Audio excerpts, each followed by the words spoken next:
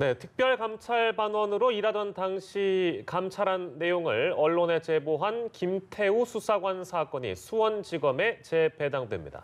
이 사건은 문무일 검찰총장의 지시로 하루 만에 서울중앙지검에서 수원지검으로 재배당됐는데요.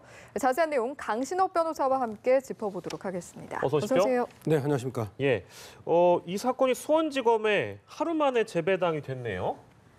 그만큼 이 사건이 이제 폭발성을 갖기 때문입니다. 그러니까 청와대하고 사실은 예. 서울중앙지검에 근무하는 그런 수사관하고의 지금 관계 아닙니까? 그렇습니다.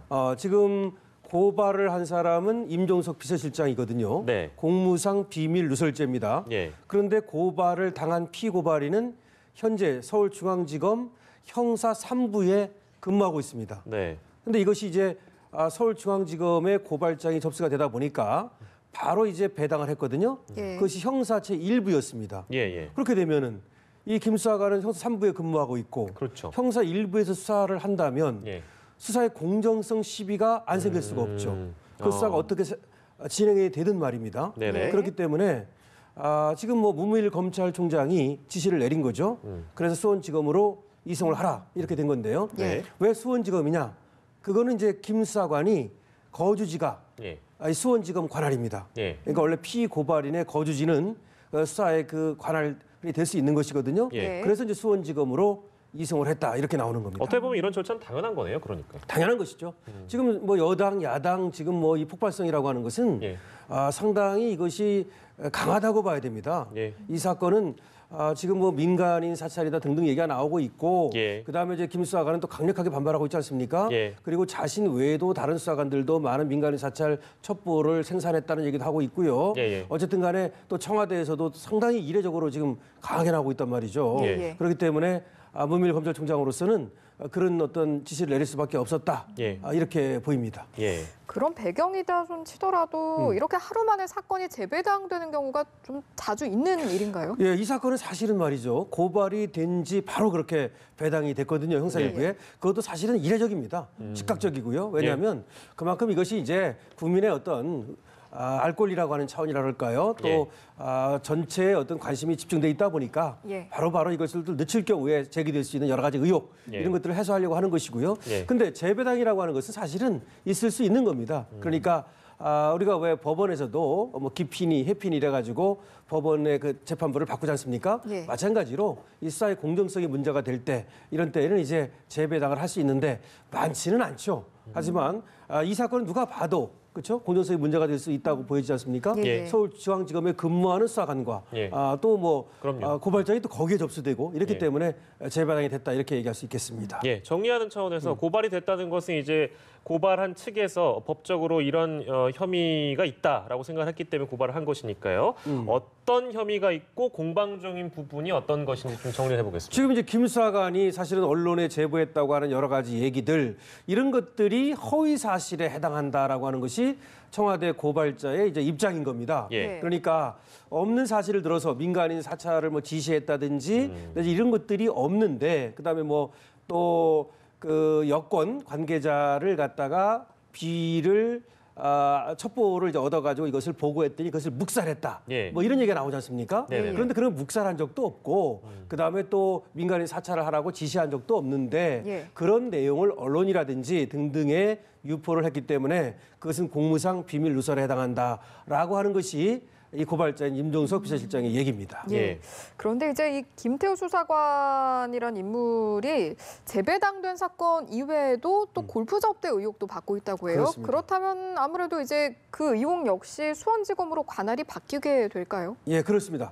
KT 임원으로부터 뭐 골프 접대를 받았니 뭐 이런 얘기도 있고요. 예. 또 뭐 그 당시 또 여러 가지 지금 이 고발된 거 말고도 감찰받는 것이 있잖아요. 대검에서 감찰받는 게 뭐냐면 그 건설업자라고 하는 지인의 어떤 그 수사 사항을 알아보려고 경찰청을 방문했었다든지 예. 뭐 이런 것들이 있지 않습니까? 그런 것들에 대해서 지금 감찰 중인데 이런 것들도 이제 만약에 수사를 하게 된다면 예. 수원지검에서 수사를 하게 됩니다. 예. 그다음에 그거 말고도 또 이제 명예훼손을 당했다고 하는 사람들의 고발 가능성이 있거든요. 예. 그런 것들도 만약에 그런 게 된다면 모두 한 곳으로 모아서 수사를 하게 된다. 이렇게 말씀드릴 수 있죠. 네, 쟁점도 이미 다 드러나 있는 상황이고 지금 김태우 수사관과 관련된 이 건은 정치적으로도 굉장히 큰 쟁점이기 때문에 수원지검에서 이제 앞으로 어떻게 조사를 하는지 좀 지켜봐야 될 상황입니다. 일단 저희가 첫 번째 주제로 만나봤고요. 두 번째 주제 영상으로 넘어가도록 하겠습니다.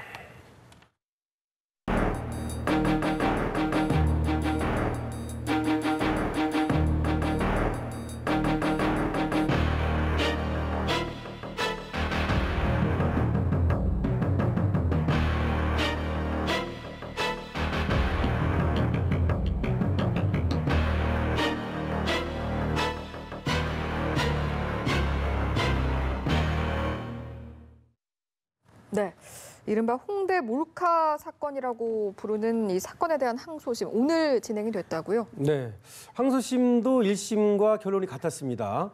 항소심에서 징역 10월이 나왔었는데요. 여기에 대해서 피고인과 검찰이 모두 항소를 했었습니다. 예. 그런데 1심이 합리적 어떤 판단의 범위를 벗어나지 않았다라고 해서 1심을 유지하는 그런 항소심 판결이 내려졌다라고 하는 것인데요. 예. 이 피고인 측에서는 초범이다라고 한다든지 또 반성하고 등등의 여러 가지 예를 들어서 예. 얘기를 더 하면서 감형을 좀 주장을 했습니다만은 그것이 이제 받아들여지지 않았다는 것인데요. 이제 항소심에서 얘기한 것은 어쨌든 그 범죄 동기를 얘기를 했는데요. 예. 범죄 동기가 분노 외에는 설명할 방법이 없다. 특별히 그렇게 홍대 누드 크로키 사건이라는 거 아닙니까? 이게 지금 네. 남성 모델의 낙차 사진을 찍어서 유포했다는 겁니다. 남성 혐오 사이트 예. 여기에다가 그런 사건인데 범죄 동기를 뭐 특별히 분노 범죄 외에는 설명할 방법이 없다는 거 하고 그다음에 피해가 굉장히 크다는 얘기를 했습니다. 피해가 사실은 낙차 사진이었거든요. 예. 그래서 그것이 회복할 수 없는 피해 이런 것들을 입혔다라는 얘기를 하면서 결국 이제 1심을 유지하는 그런 판단을 했습니다. 네, 유포한 부분에 대한 게 굉장히 이 이제 피해자 입장에서는 얼마나 큰 충격이었을까요? 그런 생각도 해보면 일단 항소심에 대한 얘기를 저희가 진행하고 있는데요. 근데 이제 이걸 시간을 조금 되돌려 보면 편파적이다, 네. 수사다 이런 주장들이 있었어요. 이제 그 논리는 여성 단체에서 얘기할 때 남성이 피해자이기 때문에 가해 여성을 구속했다 이런 주장을 했는데 일단 오늘 재판부의 입장이나 판결 내용을 보면 성별과는 무관하다. 네, 그런 얘기를 했습니다. 왜 그러냐면 사실은 이때 이제 바로 구속이 됐거든요. 24일 만인가 즉각적으로 이제 구속이 됐어요. 예. 그래서 구속이 이례적으로 빠르다. 또 이것이 과연 꼭 구속할 만한 사안이냐. 예. 이것이 이제 성편파 논란이 일었던 것이죠. 그렇습니다. 그러면서 이제 사실은 여성단체가 시위도 하고 시끄러웠던 이런 사건입니다. 근데 그러다 보니까 아무래도 또 이것이 여성이기 때문에 더 범죄가 또 그러니까 더 형을 무겁게 받는 거 아니냐. 네. 한쪽에서 이렇게 얘기를 하고 있고 예. 또 하는 쪽에서는 반대로요. 여성이기 때문에 오히려 가벼운 처벌을 받은 게 아니냐. 그러니까 남성이었더라면 한 2년 받았을 것이다. 예. 뭐 이런 얘기도 하고 이렇게 이제 논란이 많다 보니까 네. 재판부에서도 성별과는 무관한 것이다. 이것은 법과 사실관계에 따라서 판단을 한 것이다라고 하는 얘기를 했죠. 예. 근데 이제 특히 이제 합의가 잘 안 됐거든요. 그러니까 이 예. 사건에서 사실은 용서라고 하는 것이 좀 잘 이루어지지 않았어요. 그러니까 피해자가 예를 들어서 뭐 처벌을 원치 않는다든지 예. 이런 것이 있더라면 사실은 그 집행유예라고 하는 거 있지 않습니까? 네네네. 이런 것도 전혀 불가능한 것은 아닌데 예. 이 사건이 말이죠. 예. 그런데 그것이 합의가 안 됐다는 점. 그런 것 때문에 아마 예. 피고인 쪽에서는 징역 10월이고 하다 보니까 네. 혹시 집행유예를 좀 기대했을 가능성이 있어요. 그런데 그런 것들을 설명하느냐고 재판부에서 이제 이례적으로 설명을 한 것으로 보여집니다. 예. 저희가 이제 논란의 여지가 됐던 부분들을 좀 이야기를 나눴었는데 네. 여러 가지 쟁점이 됐던 것 중에 사실 수사 진행 속도를 두고도 굉장히 논란이 좀 그렇죠. 있었잖아요. 이 부분에 있어서 보셨을 때 실제로 수사 속도가 좀 빨랐다라고 볼 수 있는 부분이 있었나요? 뭐 꼭 그렇게 볼 수는 없는데 이제 24일 만에 이제 그 구속이 됐거든요. 근데 이 사건이 이제 좀 충격적이었던 것은 말이죠. 이것이 이제 대학이라고 하는 곳에서 이제 모델들 간에 벌어진 일인데요. 예. 사실은 굉장히 그 직업 윤리라든지 이런 것들에 비해서도 충격적이었고요. 그 다음에 대학의 해학과라고 하는 그런 어떤 교육 현장이거든요. 예. 그런 것들도 이제 충격적이었고 그랬기 때문에 사실은 여기에 대해서 더군다나 어떤 얘기가 있었냐면 도대체 누구냐. 거기 학생들도 있었고 또 모델들도 있었고 여러 사람이 있었는데 학생들이 오해를 받는다든지 이런 여러 가지가 있었어요. 예. 그러다 보니까 빨리 누군지 그 소위 이제 범인을 색출할 수밖에 없었거든요. 예. 그런 것들이 있었기 때문에 수사가 좀 빨라졌던 것이고 또 사회적 비난이 그때 굉장히 들끓었죠. 예. 그래서 이제 구속이 됐던 것이니까 그것이 뭐 수사가 다른 사건에 비해서 이례적으로 빨랐다든지 또 뭐 구속이 부당하다든지 그런 얘기는 이 뭐 성별 이것과는 관계 없는 예. 그런 것이라고 볼 수 있겠습니다. 예, 이 가해 여성은 이제 항소 장애, 우울증 그리고 분노 조절 장애 이런 부분들이 이제 거론하면서 선처를 호소했는데 재판부에서는 이것도 이제 연관이 없다라고 판단을 한 겁니까? 글쎄 말입니다. 우울증 같은 거 좀 많이 얘기하잖아요. 그러니까 예. 감형 사유로서 말이죠.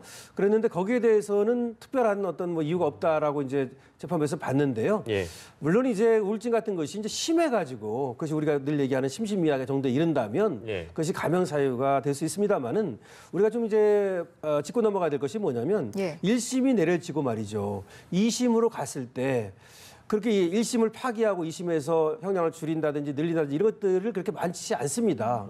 특별한 사유가 있어야 됩니다. 예. 그러니까 1심에서는 합의가 안 됐는데 네. 2심에서는 합의가 됐다든지 예. 1심에서는 새로운 증거가 나타나지 않아서 예.